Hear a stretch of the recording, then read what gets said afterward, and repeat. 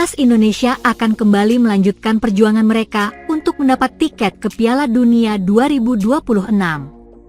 Skuad Garuda dipastikan lolos ke putaran keempat kualifikasi Piala Dunia 2026 zona Asia setelah finish di posisi keempat dalam klasemen grup C putaran ketiga.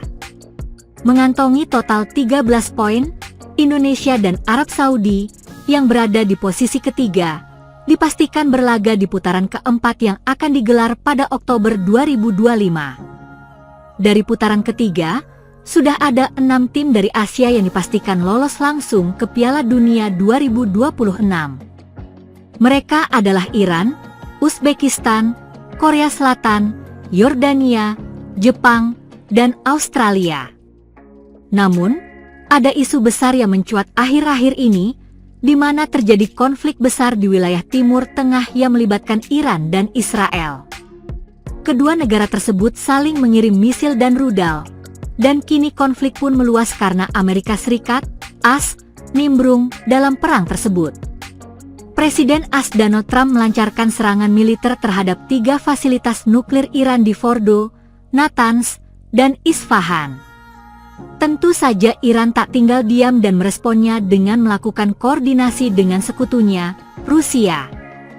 Selain itu, Iran juga melancarkan serangan balasan terhadap pasukan AS di Pangkalan Udara Al-Udeid, Qatar pada 23 Juni 2025. Serangan itu diluncurkan setelah Teheran menyatakan bahwa mereka akan memberi pembalasan terhadap serangan AS terhadap situs-situs nuklir mereka. Akibat perang tersebut, dampak besar bisa dirasakan oleh timnas Iran yang sudah dipastikan lolos ke Piala Dunia 2026. Sebab, bisa saja Iran mendapat larangan bermain di Piala Dunia 2026 dari FIFA jika konflik terus berlanjut, bahkan semakin parah. Hal itu pernah dirasakan oleh Rusia yang dilarang mengikuti semua kompetisi UEFA dan FIFA usai negara yang dipimpin Vladimir Putin itu menginvasi Ukraina pada tahun 2022 lalu.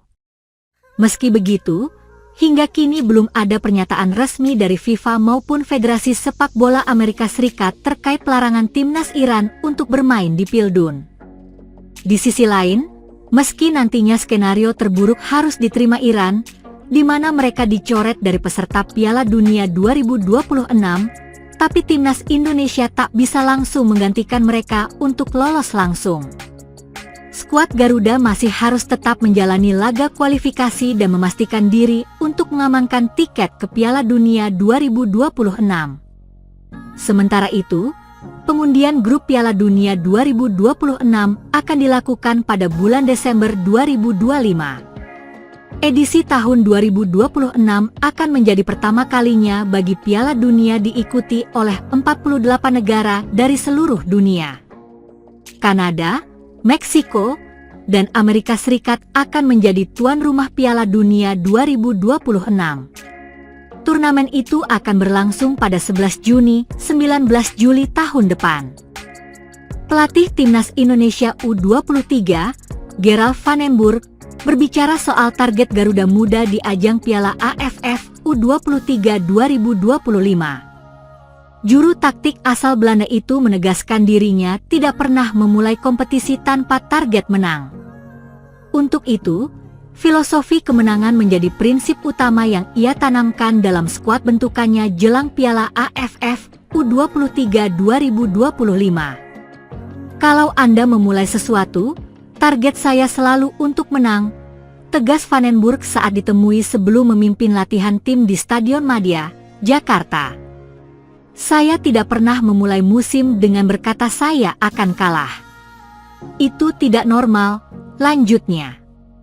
Lebih lanjut, Gerald Van den Burg menyebut, meskipun hasil akhir tidak bisa ditebak, semangat untuk menang harus menjadi fondasi.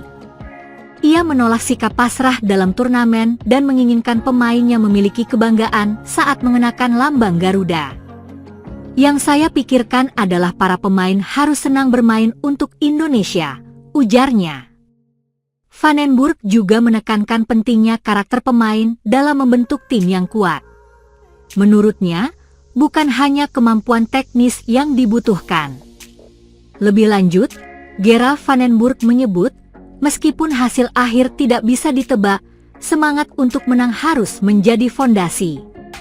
Ia menolak sikap pasrah dalam turnamen dan menginginkan pemainnya memiliki kebanggaan saat mengenakan lambang Garuda. Yang saya pikirkan adalah para pemain harus senang bermain untuk Indonesia, ujarnya. Vandenburg juga menekankan pentingnya karakter pemain dalam membentuk tim yang kuat. Menurutnya, bukan hanya kemampuan teknis yang dibutuhkan, tetapi juga rasa tanggung jawab dan motivasi pribadi untuk berjuang demi negara.